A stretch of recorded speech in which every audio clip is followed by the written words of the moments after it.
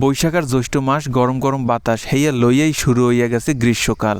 বিশেষ করে জ্যৈষ্ঠ মাস মানে মধুমাস, আর এই মধুমাসের বিভিন্ন রকমের ফল, আমজাম, লিচু হেইয়ার লগে আরো কত কিছু। এই সমস্ত দেশীয় সুমিষ্ট ফলের শুভেচ্ছা জানাইয়া আজকের ভিডিও শুরু হইয়া দিলাম। আসসালামু আলাইকুম বন্ধু বান্ধবীগণ, আপনারা সবাই কেমন আছেন? আশা করি আপনারা সবাই অনেক অনেক বেশি ভালো আছেন। এই মধুমাস জ্যৈষ্ঠের সুমিষ্ট মধুর একটা ফল লিচু দিয়ে আজকে আপনাকে বানাইয়া দেবো মজার একটা শরবত, চাবান পানীয়। বাজারে যে লিচুর চাবান পানীয় পাওয়া যায় সেইটাই অনেক বেশি কেমিক্যাল ব্যবহার করা হয়, কিন্তু আমি একদম ঘরোয়া উপায়ে একদম সহজে আপনাকে বানাইয়া দেখাইতে আছি। এই ড্রিঙ্কসটা বানাইনার জন্য প্রথমে লিচুর খোসাগুলা সাবধানে ছাড়াইয়া নিতে হইবে।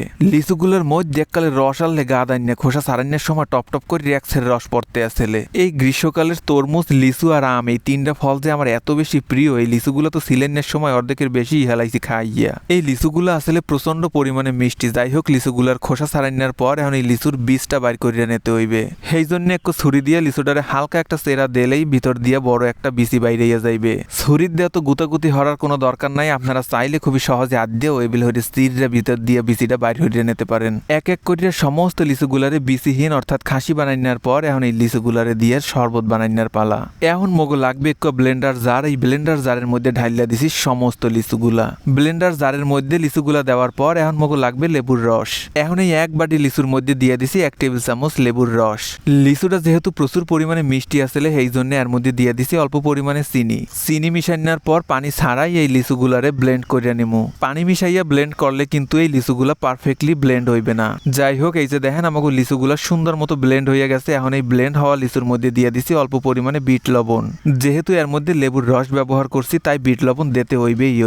বিট লবণ না থাকলে বিট লবণের পরিবর্তে নর্মাল লবণও দিতে পারেন। এখন এই লিচুর পেস্টের মধ্যে ঢালিয়ে দেবো 2 গ্লাস পানি। এখন এই মিশ্রণ হানিরে হালকা একটু ব্লেন্ড করিয়া নিমু। এইদিকে আবার কিছু লিচু এককালে কুচি কুচি হইয়া কুচাইয়া রাখছি। এখন একটা গ্লাসের মধ্যে প্রথমে দিয়ে দেবো কতগুলা বরফ। শরবতটা যাতে প্রচুর পরিমাণে ঠান্ডা হয় সেই জন্য বরফের পরিমাণ একটু বেশি হইয়াই দিমু। 2টা গ্লাস মাছ বরাবর বরফ দিয়ে ভরার পর এখন এর মধ্যে দিয়ে দেবো লিচুর কুচি। এই কুচাইনা লিচুগুলা শরবত খাওয়ার সময় মোহে পড়লে এককালে চাবান পানীয়র একটা ফিলিংস আইবে। এক একটা গ্লাসের মধ্যে খুব বেশি কুচাইনা লিচু দেওয়ার দরকার নাই। আপনারা চাইলে এই লিচুর টুকরাগুলো একদম কুচি কুচি হইয়াও কুচাইয়া দিতে পারেন। 2টা গ্লাসের মধ্যে কুচাইনা লিচু ঢাইলা দেওয়ার পর এখন এর মধ্যে ঢাইলা দিতে আসি লিচুর জুস। এই চাবান পানীয়ই মনে হয় একমাত্র শরবত যেটা পান করার লগে লগে চাবান নেওয়া যাইবে।